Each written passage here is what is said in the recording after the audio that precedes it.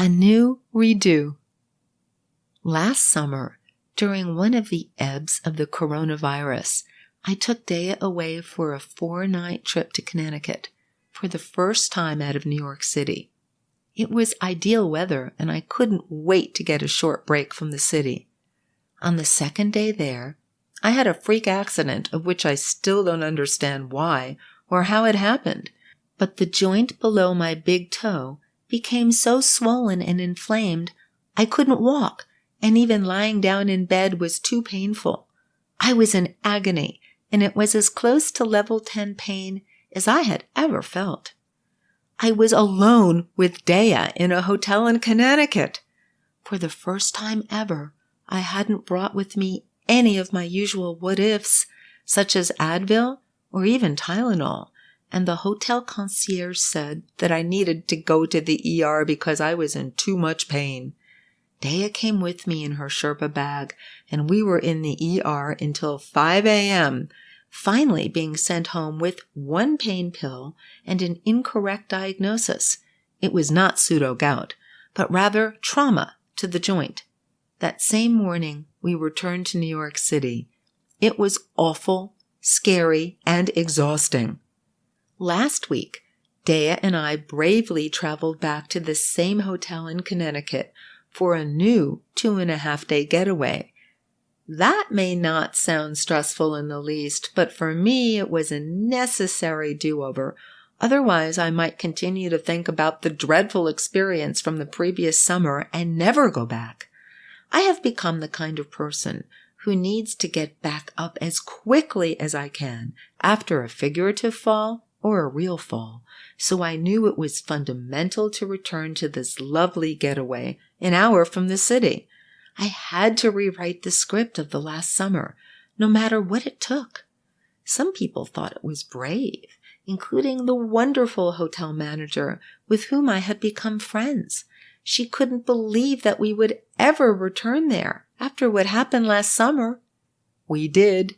However, this time, I packed all the usual what-ifs I could think of for both me and Dea. I felt as if I had packed an entire pharmacy. I was determined to not let anything hamper this needed 2.5-day trip. I even packed a can of special food for Dea, just in case she had any stomach disturbances. She didn't. Nothing was needed. We had the most splendid time, and Dea was the belle of the ball, acting as goodwill ambassador, greeting everyone with her knee hugs and ear kisses.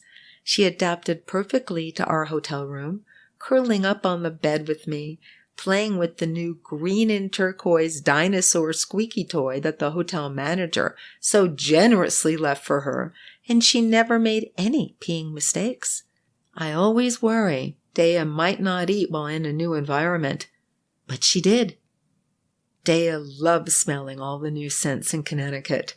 She seemed to especially like the smells of the fragrant pink and purple flowers that were in abundance around the hotel grounds, and the smells wafting up from the shimmering Long Island Sound, where we took extensive walks, looking at all the million-dollar yachts that were docked there.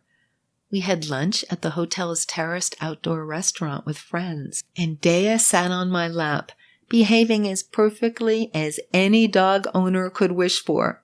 She was in doggy paradise, as her nose twitched from smelling the tuna from our salad niçoises, as the restaurant patrons marveled at her good behavior.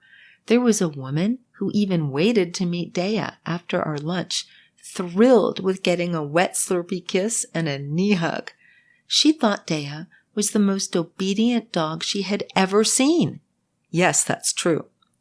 For the first time in more than a year, masks were not mandatory. During the height of COVID, with everyone wearing a mask, Dea had become an expert at distinguishing smiling or unfriendly eyes. Now she could see people's real smiles, so she did not need to guess.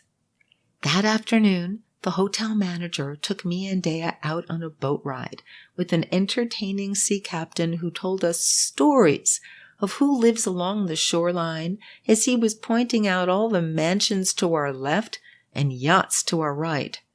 The weather was perfect. The sound was calm with just a slight ripple, and Dea loved being on the boat, the wind blowing her ears as I held her in my lap like a 2-year-old child, facing outward so she could see and smell it all.